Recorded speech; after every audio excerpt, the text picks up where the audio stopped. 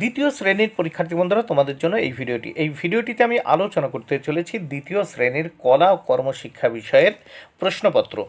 দ্বিতীয় শ্রেণীর কলা ও কর্মশিক্ষায়ের শিক্ষা বিষয়ের প্রশ্নপত্র অর্থাৎ প্রথম পর্যায়ক্রমিক মূল্যায়নপত্র 2026 সালে প্রথম ইউনিট টেস্টের কলা কর্মশিক্ষা বিষয়ের প্রশ্নপত্র দেখে নাও। পূর্ণমান 10, সময় 20 মিনিট।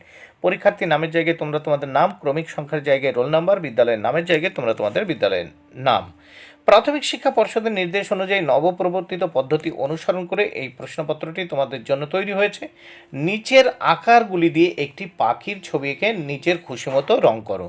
এখানে এই যে আকারগুলি আছে, ত্রিভুজ, চতুর্ভুজ, ডিম্বাকৃতি, এই যে বৃত্ত, ডিম্বাকৃতি যে আকারগুলো, সেই আকার দিয়ে একটা পাখির ছবি তোমাদের আঁকতে হবে।